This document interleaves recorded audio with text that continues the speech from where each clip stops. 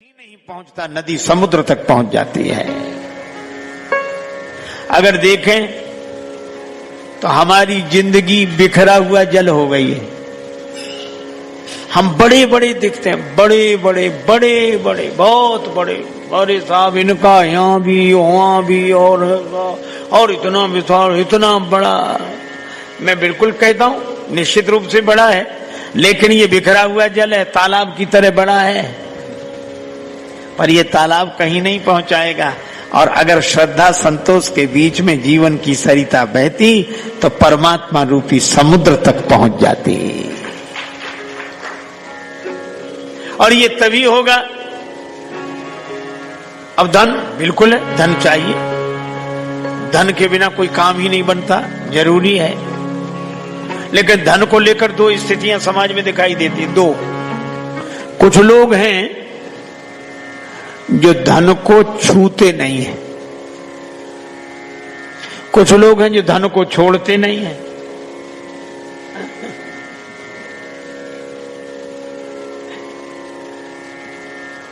एक बार हम दो चार संत किसी के निमंत्रण पर कहीं गए, तो उसने बड़े प्रेम से भोजन कराया। अब भोजन कराने के बाद जैसी परंपरा है वो दक्षिणा लेकर आया, लीफा, और जो उसने दक्षिणा ऐसी रखी चरणों में, तो एक कोने पर महात्मा बैठे थे, वो क्या बोले, दक्षिणा रख, अरे दूर दूर दूर दूर हटाओ हटाओ हटाओ हटाओ, ये पैसा है हटाओ। बोला क्यों, हम छूते नहीं हैं। तो उसको इतनी श्रद्धा हुई कि यह एक है जो छूते नहीं हैं। उसने लेट कर प्रणाम किया उन्हें, पहले तो ऐसे ही कर रहा था, फिर लेट कर। हम लोगों को भी अच्छा लगा, भाई त्याग की महिमा है। अब वो तो एक नंबर के हो गए और हम लोग ले लेते हैं, तो हम थोड़े कमजोर हुए, दो नंबर के। वो नहीं लेते, हम लेते हैं। लेकिन चलो, पर आश्चर्य तो तब हुआ कि जब वो प्रणाम करके जैसे ही आगे बढ़ा, तो वो क्या बोले, कहां जा रहे हो, कहां है वो दक्षिणा? बोले आप तो छूते नहीं। बोले हाँ छूते नहीं, एक काम करो, क्या, इस कपड़े में बांध दो, ले इस कपड़े में। हमारे बगल में एक महात्मा बैठे थे, वो हंसकर बोले कि ये तो बांध रहे हैं, छूते नहीं हैं। तो हमने कहा ये छूते नहीं, बांधते हैं। तो हमसे नाराज हो गए, क्या समझते हो, संतों की महिमा नहीं जानते। मैंने, अरे महाराज गलती हो गई, लेकिन एक निवेदन करूं, जब आप इस कपड़े में बांध रहे हैं, इस कपड़े में, तो ये भी तो कपड़ा ही है। वासांश जीर्णानि यथा विहाय नवानि ग्रहणाति नरो पराण, यह भी कपड़ा है। हमारे गुरुदेव भगवान कहते थे, है भूत पांचों का बना, है भूत पांचों का बना, यह वस्त्र सुंदर आपका, बनता बिगड़ता है यही, नहीं कुछ बिगड़ता आपका।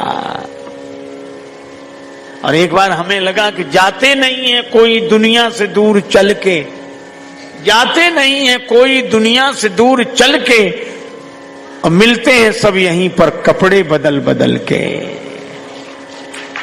ये कपड़ा ही तो है, तो इसी से छू लेते। अच्छा जरूरत नहीं है न छुओ, आपको प्रणाम है, पर जरूरत है और छुएंगे नहीं तो करना ही पड़ेगा, इसमें बांध दो। तो कुछ लोग हैं जो छूते नहीं हैं, और कुछ ऐसे हैं जो छोड़ते नहीं हैं। एक जगह सत्संग हो रहा था, लोगों ने कहा दान दो, धन धन्य होगा। अरे बोले सब तो दे रहे हैं, हमारा देना कोई जरूरी है? अरे नहीं नहीं, दे दो दे दो। बड़ी मुश्किल से 1 रुपया ले आया, दूसरे दिन सिक्का मुट्ठी में दबाए, अब दे नहीं। बार बार सोचे दें कि न दें, दें कि न दें, दे ही दें, दे ही डालें, और सिक्के को और दबाए। दिल तो नहीं पसीजा, हाथ पसीज गया। कब जा ही रहा है, जाते जाते देख तो लें। सो मुट्ठी खोल के देखा, सो पसीना। सो रुपए से बोला कि हम किसी को नहीं देंगे, तुम बहुत रोते हो। फिर जेब में डाल लिया।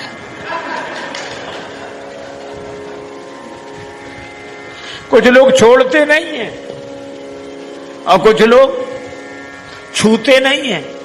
ये दोनों अतियां हैं। श्री हनुमान जी ने समाधान दिया। जब जा रहे थे तो समुद्र से सोने का पहाड़ निकला, मैनाक। और समुद्र ने कहा कि हनुमान जी जा रहे हैं, असल में पुराने जमाने में इन पहाड़ों के पंख होते थे। आप कल्पना करो कितनी भयावह स्थिति रहती होगी, कब किस पहाड़ के उड़ने का मन हो जाए। पंख थे, सो पहाड़ उड़ते, और उड़ने में तो कुछ ज्यादा दिक्कत नहीं, उड़ते उड़ते कहां बैठ जाएं। सो आबादी वाली जगह में ही धमाक से बैठ जाते, आबादी खत्म। ब्रह्मा जी बड़े परेशान कि हम एक एक करके बनाते हैं, इकट्ठे मिटा देते हैं।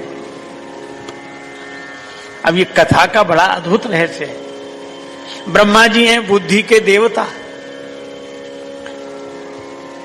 जब ऐसे अत्याचार करने वाले लोग जो समाज को मिटाते हैं, तब बुद्धिजीवी परेशान होता है, बुद्धिजीवी हैरान होता है। तो बुद्धिजीवी ब्रह्मा जी ने शिकायत की, किससे? देवराज इंद्र से। और जब बुद्धिजीवी की बात कोई शासक मान लेता है तो समाज में अमंगलकारी कृत्य नहीं होते। अच्छा, एक अजीब बात है, बुद्धिजीवी कुछ कर नहीं सकता और शासक कुछ सोच नहीं सकता। विडंबना यही है। वो जो विचार कर सकता है वो कुछ कर नहीं सकता, और जो कर सकता है वो विचार नहीं, बिना विचारे करे। और जो विचार करे वे विचारे क्या करें।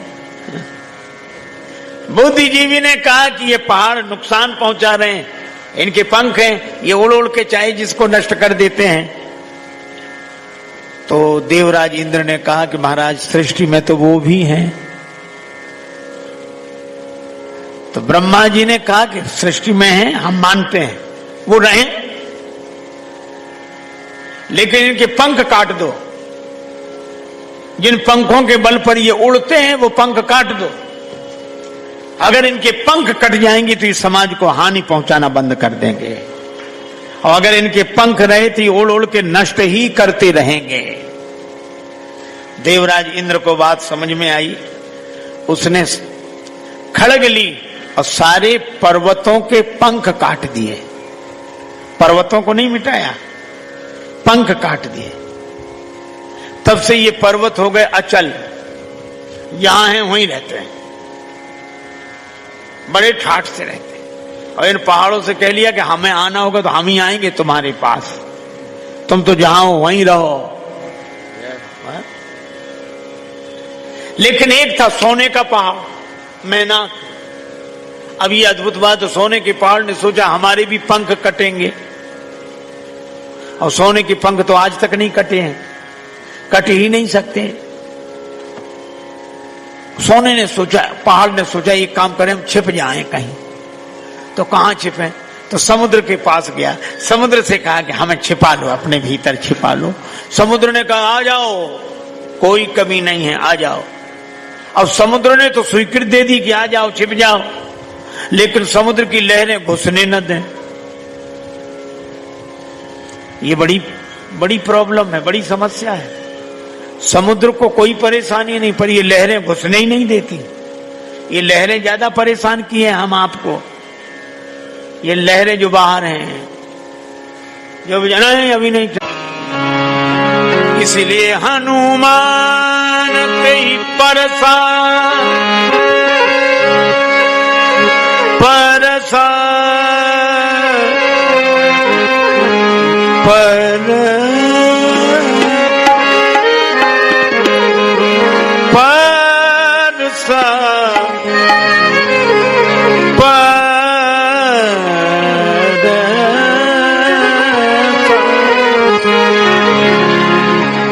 हनुमान ते परसा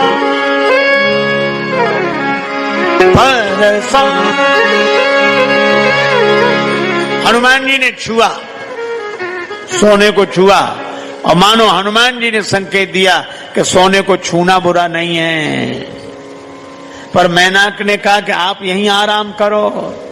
हनुमान जी बोले आराम नहीं करूंगा, राम काज कीने बिना मोहि कहां विश्राम। अर्थात सोने को छूना बुरा नहीं है, पर सोने पे सोना बुरा है। जब हम सोते तो आंख मूंद लेते हैं। कई लोग तो ऐसे धन पे सोए को ना आंख ही मूंद ली, उन्हें कुछ दिखता ही नहीं है, सो रहे हैं। ये बात अलग है कि वे सुख से सो रहे हैं बस। धन साधन है, साध्य नहीं।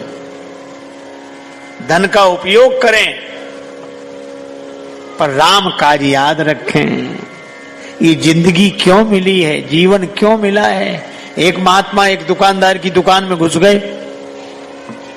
महात्मा को देखो, उसने प्रणाम किया। महात्मा बोले ये दुकान क्यों चलाते हो?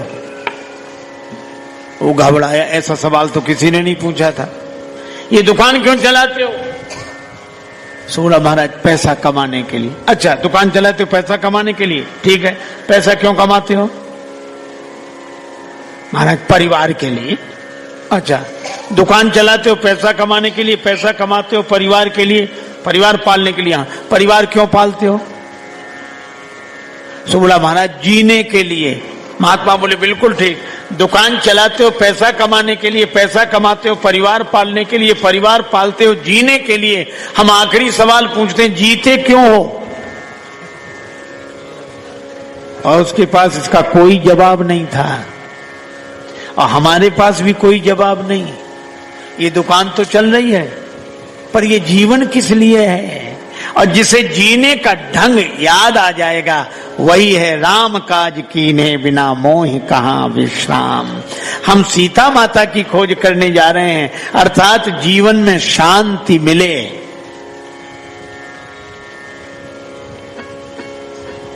धन में सुख हो सकता है, शांति नहीं।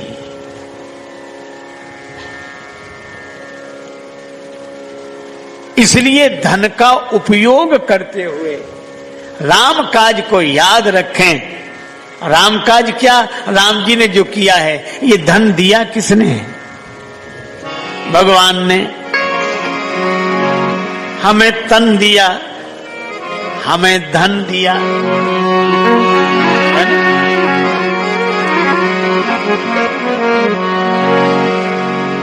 राम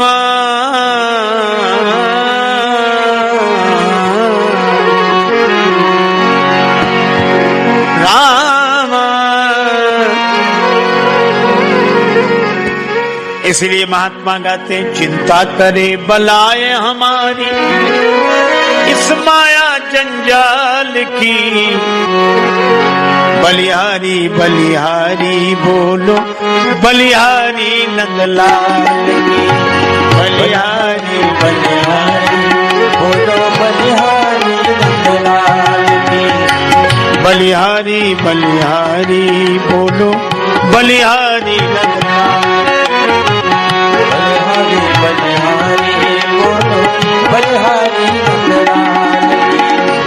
जिस मालिक ने जन्म दिया है, जिस मालिक ने जन्म दिया है, अन्न वस्त्र भी देवेगा। जिस मालिक ने जन्म दिया है, अन्न वस्त्र भी देवेगा। सिर ढकने को छत देवेगा, खबर हमारी लेवेगा। सिर ढकने को छत देवेगा, खबर हमारी लेवेगा। भजन करो निश्चिंतो चिंता, भजन करो निश्चिंतो चिंता। छोड़ो रोटी दाल की, बलिहारी बलिहारी बोलो बलिहारी नंदलाल। बलिहारी बलिहारी बोलो बलिहारी नंदलाल की। ओ बलिहारी बलिहारी बोलो बलिहारी नंदलाल। ओ बलिहारी बलिहारी बोलो बलिहारी नंदलाल की। अच्छा देखो, ये तन भगवान से मिला, धन भगवान से मिला, भवन भगवान से मिला, मिला कि नहीं? अच्छा, अब एक महत्वपूर्ण बात कह रहा हूं, जरा ध्यान देना। हम कह रहे हैं कि भगवान से मिला, और कुछ लोग कहते नहीं भाग्य से मिला, कर्म से मिला। इसलिए एक महात्मा अपनी सदुकड़ी शैली में बोलते थे कि अपने भाग्य में होगा तो किसी का बाप रोक नहीं सकता, और भाग्य में नहीं होगा तो किसी का बाप दे नहीं सकता है? अच्छा, आप ऐसा सोचो, एक आदमी लोटा लेकर चला के जल भरना है, उसको लगा कुआं, कुएं से बड़ा तालाब, तालाब से बड़ी नदी, नदी से बड़ा समुद्र, बड़े आदमी के पास जाएंगे जिसके पास खूब पानी हो, तो समुद्र के पास पानी पानी।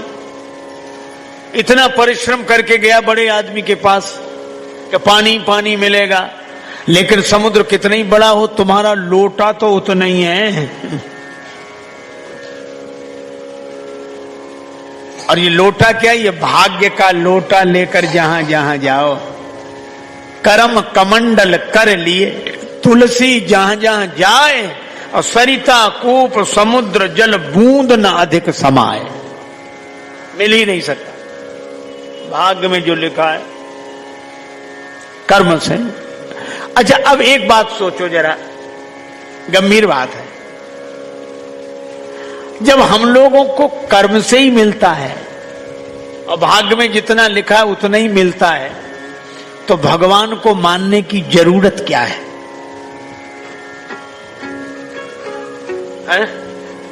अच्छा, सचमुच ये तर्क कहता है कि जरूरत क्या है?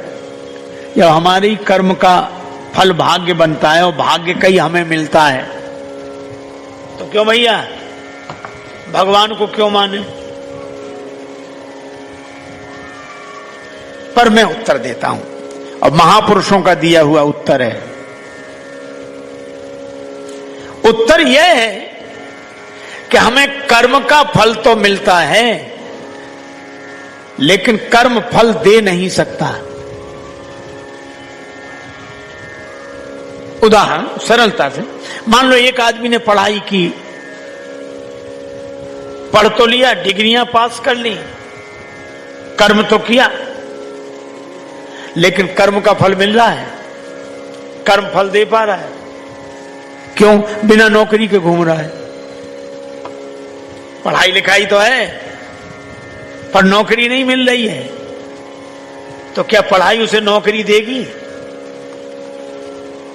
नौकरी जब कोई देगा तो पढ़ाई के कारण ही देगा, नौकरी जब कोई देगा तो पढ़ाई के कारण ही देगा। इसका अर्थ है कि पढ़ाई का ही फल उसे मिलेगा, लेकिन पढ़ाई फल दे नहीं सकती, और दे देती तो उसी दिन से दे देती जिस दिन पढ़कर बाहर निकला था। तो कर्म का फल व्यक्ति को मिलता है, पर कर्म फल दे नहीं सकता, और कर्म फल तब देता है जब कोई हमारे कर्म को स्वीकार कर ले। हम डिग्रियां लेकर घूमते कि भैया नौकरी दे दो, अच्छा नौकरी तो ठीक है, पढ़ाई लिखाई ठीक है, आ जाओ। तो जब उसने आपकी पढ़ाई को स्वीकार कर लिया, नौकरी दे दी, तब पढ़ाई का फल मिलने लगा कि नहीं? क्यों भाई? जब नौकरी उसने दे दी तो पढ़ाई का है, हाँ ना बोलो, बोलो भाई। जब पढ़ाई की नौकरी दे दी तो पढ़ाई का फल मिलने लगा कि नहीं?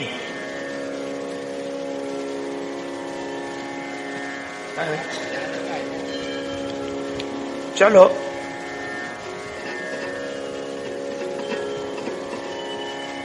ठीक। आपको बात याद होगी, आप बड़े प्रेम से सुन रहे हैं। जब कोई नौकरी दे देता है तो पढ़ाई का फल मिलने लगता है। अच्छा, नौकरी वो देगा जिसे जरूरत है। जिसे जरूरत होगी वही तो आपका कर्म स्वीकार करेगा। बस मैं भी आपसे यही कहता हूं कि भगवान कितने उदार हैं और भगवान को क्यों मानना चाहिए। इसलिए क्योंकि भगवान को हमारे कर्म की जरूरत नहीं है, तो भी बिना जरूरत के हमारे कर्म स्वीकार करके उन कर्मों का फल हमें देते हैं। इसलिए हमें भगवान को मानना चाहिए। जननी जनक बंधु सुत दारा, तनु धन भवन सुहृद परिवारा। तो धन का भी ऐसी रखवाली करे। गैया आओ आओ आओ, गौ माता आओ आओ, आप तो गोपाल जी की गैया हो, कभी गोपाल जी भी दर्शन देंगे। पक्षी है, अरे राम नाम का बीज, राम नाम का, अरे तुम भी राम जी के पक्षी चुगो। और तुकाराम ईमानदार आदमी सो, जिसने खेत दिया था उसने भी भरोसा किया। पर जब फसल कटने का समय आया तो वो खेत मालिक देखने गया, सब सांप।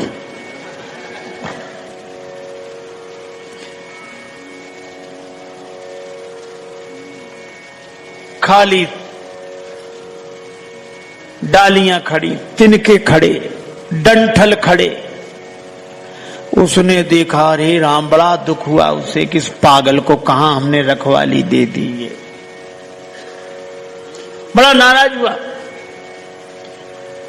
होता तो 8-10 मन अनाज था, बोला 25 मन होता था, नहीं मिला तो तुमसे ले लूंगा। तो तुकाराम बोले, आप तो खेत कटवाओ। वो बोला, क्या कटवाएं बच्चा, क्या है जो कटवाएं? अरे डंठलो कोई, ठीक है, कटवाया। तृणहु ना या में रहो, कहां से तुकाराम देत, और कट कट के खेत खलिहान बीज आयो है। लोग कहते थे इसमें तिनका भी तो बचा नहीं, तुकाराम देंगे कहां से। तृणहु ना या में रहो, कहां से तुकाराम देत, कट कट के खेत खलिहान बीज आयो है। अब फसल खलिहान, ऊपर से दाएं दई बरधन की बार बार, और झाड़ झाड़ झारुअन ढेर सो लगायो है। बैलों से दाएं दी गई, कुचला गया, ढेर लगा दिया। पवन के झकोरन उड़ायो भूसा को भार, और रास पे बिहारी ने रहस्यों रचायो है। काटत उड़ावत विनीत जू न जान परी, तौलत धान पूरे 25 मन पायो है। तुकाराम के चरणों में गिर गया। तुकाराम बोले, भैया बड़ी कृपा, भगवान ने हमें बचा लिया कलंक से। ऐसे तुकाराम की पत्नी ऐसी प्रतिकूल। महाराज, एक बार गन्ने हुए, कुछ तुकाराम बेचने गए, लौट के आए, से एक गन्ना बचा। पत्नी बड़ी खुश, गन्ने बिक गए, बिके नहीं, मार्ग में बाल गोपाल मिल गए थे। गोपाल जी को खिलाया, गोपाल जी गन्ना खाओ, गोपाल जी गन्ना खाओ, गोपाल जी गन्ना खाओ।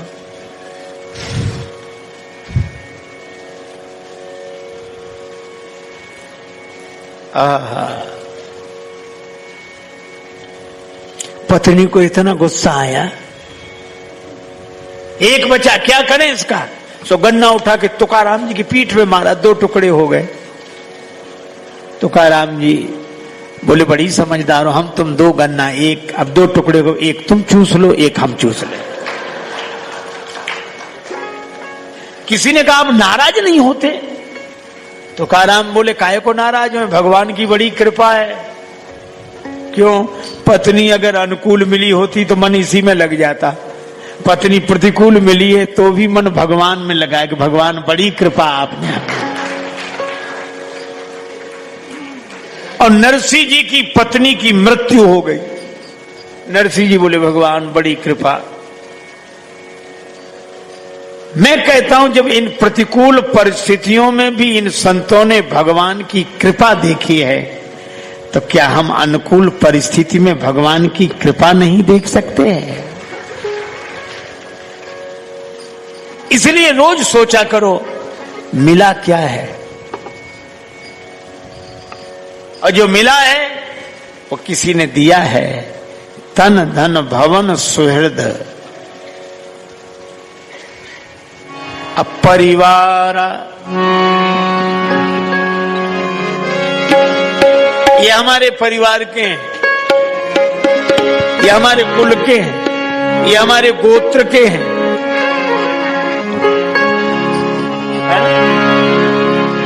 तनु धन भवन सुहृद परिवार, परिवार परिवार,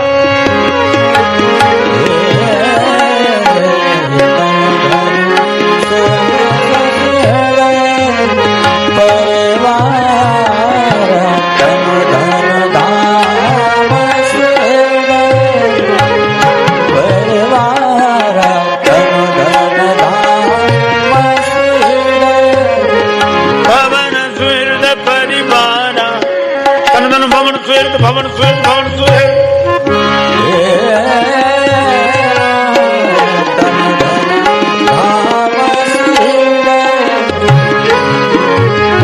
परिवार परिवार परिवार। अच्छा देखो हम लोग कितने गौरवान्वित होते हैं, कोई गोत्र का मिल जाए, जाति का मिल जाए, पर ये तो हमारे परिवार के, हम ये भी ये हैं, इनका जो गोत्र है वही हमारा गोत्र है। मैं गलत नहीं कहता, खुश होना चाहिए, अच्छी बात है। लेकिन आप एक बात सोचो, इनसे तो आपका गोत्र मिलता है, ये आपके परिवार के हैं, पर कभी आपने सोचा भगवान से आपका गोत्र मिलता है कि नहीं? क्यों मिलता है? संसार के सब लोग आपके कुछ न कुछ लगते हैं परिवार के नाते, और भगवान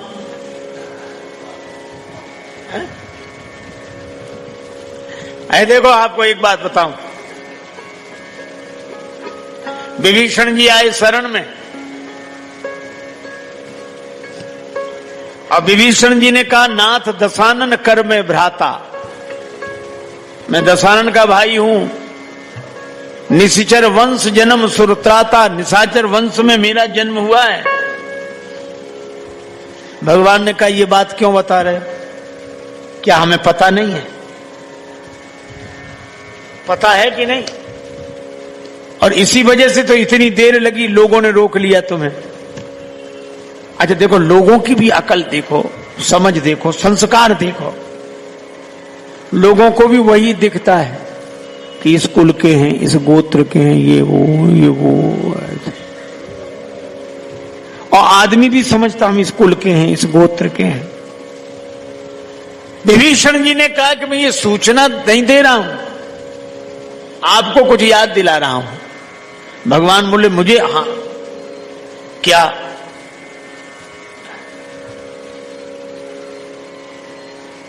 आपने गृधराज जटायु जी को कोई वचन दिया था?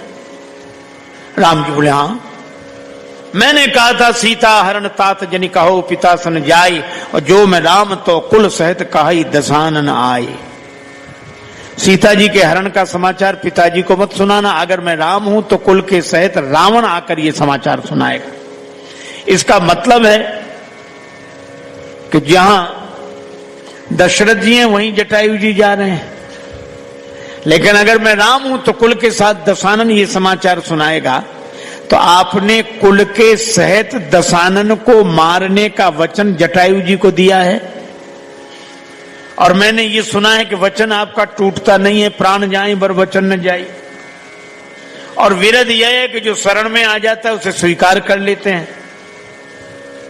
अब आपने दशानन को कुल के सहित मारने का वचन दिया है, और नाथ दशानन कर में भ्राता, मैं उसी दशानन का भाई हूं, तो मेरे लिए क्या निर्णय है? मुझे शरण मिलेगी कि मरण मिलेगा?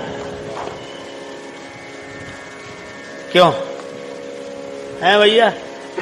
शरण मिलेगी कि मरण। मैं दशानन का भाई हूं और कुल के सहित आप दशानन को मारेंगे।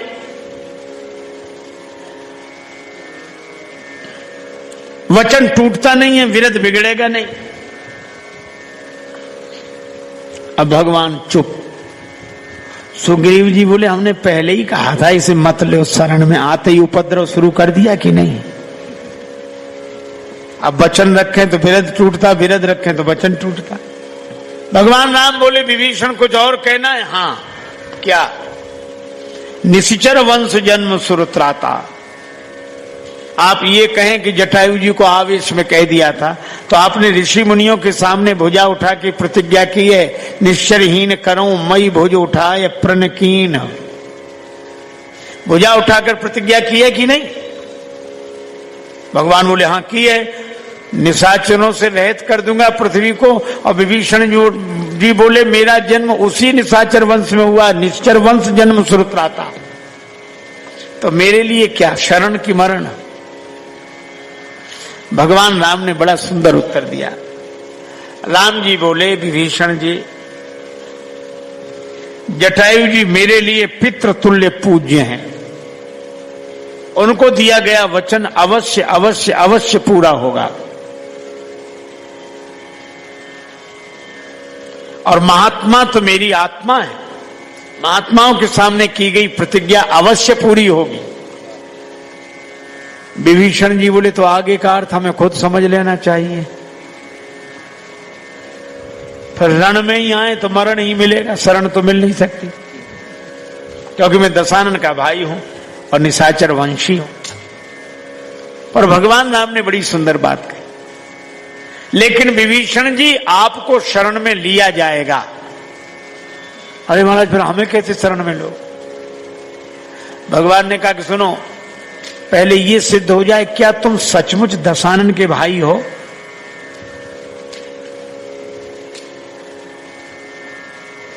दशानन के भाई होने के पहले किसके भाई हो?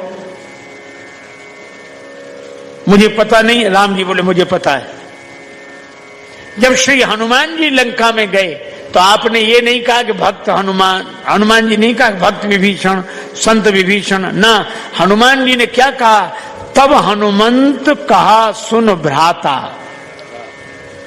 हे भाई विभीषण सुनो, कहा था हनुमान जी ने। तो पहले ये सिद्ध हो जाए कि तुम दशानन के भाई हो कि हनुमान जी के भाई हो। विभीषण जी बोले वो तो ठीक है, लेकिन देही के नाते तो मैं दशानन का ही भाई हूं। भगवान बोले मैं देही का नाता नहीं मानता, मैं वैदेही का नाता मानता हूं। देही के नाते दशानन के भाई हो, पर वैदेही के नाते हनुमान जी के भाई हो। तो मैं दशानन के भाई को शरण में नहीं ले रहा, मैं हनुमान जी के भाई को शरण में ले रहा हूं। और हनुमान जी जिसके भाई हों तो माता कौन?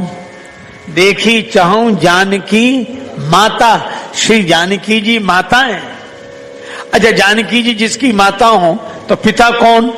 प्रभु आप। श्री राम जी जिसके पिता, जानकी जी जिसकी माता, तो जिसके माता पिता सीताराम हो वो निशाचर वंशी होगा कि सूर्यवंशी होगा?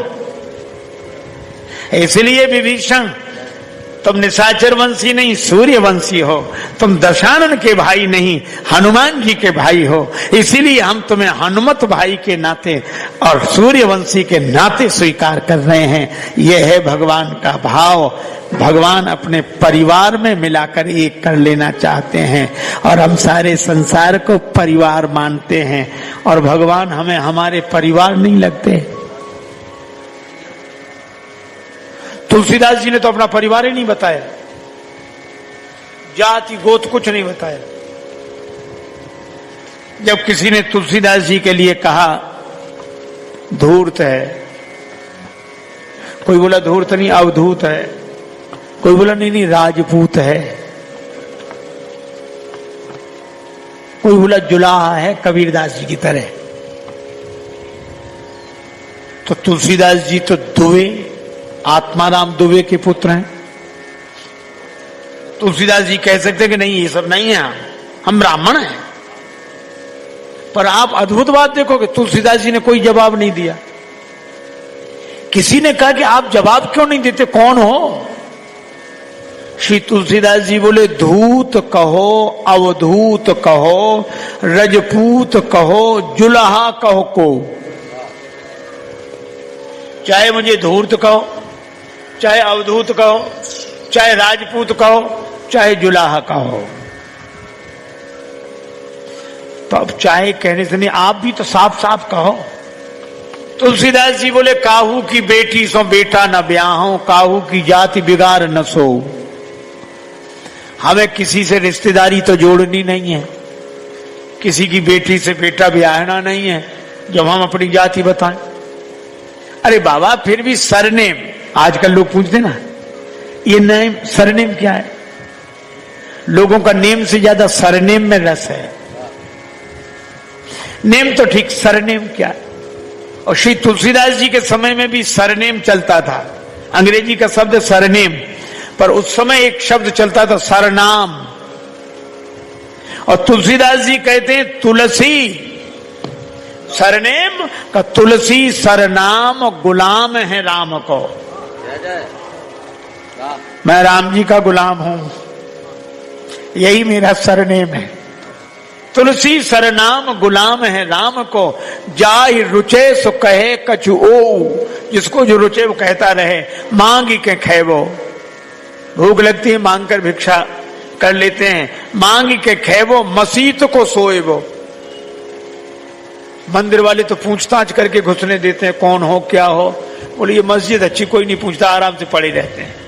मांग के खैबो, मसीत को सोएबो, लेवे को एक न देवे को दो। न लेना एक न देना दो। अरे बाबा, फिर भी तुलसीदास जी नाराज होके बोले, अति ही अयाने उपखानो नहीं बूझे लोग, साहब को गोत गोत होत है गुलाम को। लोग कैसे पागल हैं, ये मुहावरा नहीं समझते। साहब को गोत होता है गुलाम को, ये सबके जीवन की घटना है। क्यों भाई, बेटी जब आपके परिवार में रहती है तो पिता का गोत्र ही बेटी का गोत्र होता है कि नहीं, है ना?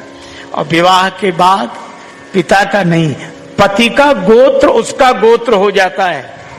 श्री तुलसीदास जी कहते हैं, इसी तरह जब हम राम जी के नहीं हुए थे तो जहां जन्मे थे वो गोत्र हमारा था, और जब हम राम जी के हो गए तो जो राम जी का गोत्र है वही हमारा गोत्र है।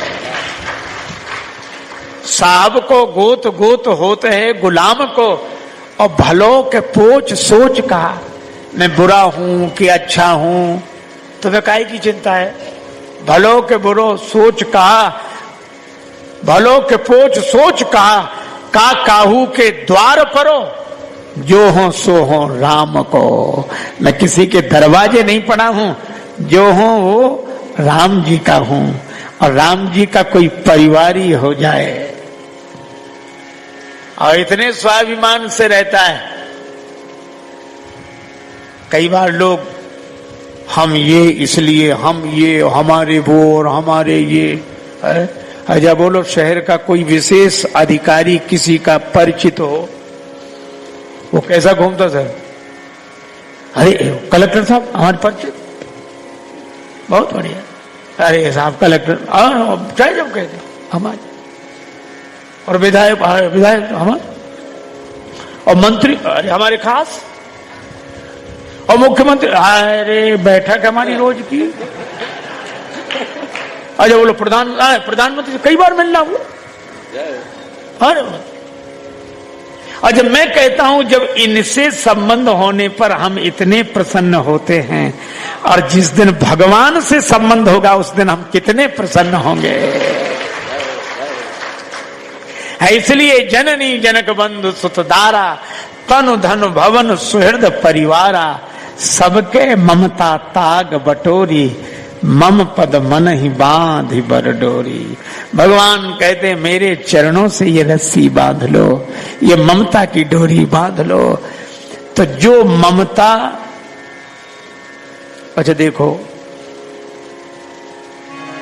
धूल है, रजमग पड़ी निरादर, धरती पर पड़ी, आदर नहीं है कोई उसका। अच्छा, ये धूल उड़ के आंख में गिर जाए तो खुली हुई आंख बंद हो जाती है कि नहीं? क्यों भाई? धूल अगर आंख में गिर जाए तो खुली हुई आंख बंद हो जाती है, और वही धूल गुरुदेव के चरण से जुड़ जाए तो बंद हुई आंख को खोल देती है। गुरुपद रज मृदु मंजुल अंजन नयन अमीय दृग दोष विभंजन। धूल वही है, पर गुरुदेव के चरण से जुड़ जाए तो आंख खोलने वाली बन जाती है। अरे पत्थर कितने ऊपर फेंको नीचे आता है, आता कि नहीं? अच्छा, जो न डूब रहा उसके गले में पत्थर बांधो तो और जल्दी डूब जाता है। तो पत्थर खुद डूबता है और न डूबने वाले को डुबा देता है। लेकिन जो पत्थर डूबने वाला है और दूसरे को डुबा देता है, उसी पत्थर को अगर नल नील छू देते हैं तो डुबाने वाला पत्थर पार करने वाला हो जाता है। उसी पत्थर को नल नील छू देते हैं तो डुबाने वाला पत्थर पार करने वाला हो जाता है। तो जैसे धूल गुरुदेव के चरण से जुड़ जाए तो बंद हुई आंख को खोल देती है, और गुरुदेव के चरण से न जुड़े तो खुली हुई आंख को बंद कर देती है। इसी तरह जो पत्थर डूबता है और जो न डूबे उसको डुबा देता है, वह पत्थर अगर नल नील स्पर्श कर दें तो डुबाने वाला पत्थर पार करने वाला हो जाता है। मैं भी आपसे कहता हूं, ये ममता हमारा जस नष्ट कर देती है। ममता के ही कर जस न नसावा, मोह न अंध कीन के ही है। ये ममता अंधा बना देती है। ममता तू न गई मेरे मन से, कितनी निंदा की है संतों ने ममता की। लेकिन फिर मैं आपसे एक बात कहूंगा कि जो ममता हमारी आंख को बंद कर देती है, यही ममता अगर भगवान के चरणों से जुड़ जाएगी तो हमारी बंद हुई आंख को खोल देगी और हम धन्य हो जाएंगे। इसीलिए भगवान कहते हैं, ममता को तोड़ो नहीं, ममता को जोड़ो। जगत से जुड़ी हुई ममता को भगवान से जोड़ो तो क्या जगत को छोड़ो? नहीं। तन है, तन को छोड़ने की जरूरत नहीं, पर तन भगवान का दिया है, धन भगवान का दिया है, भवन भगवान का दिया है, सुहृद परिवार भगवान के दिए हैं। जननी जनक बंधु सुतधारा, तनु धन भवन सुहृद परिवारा। बस इतना स्मरण बना रहे, यही स्मरण हमें भवसागर से पार करने वाला होता है।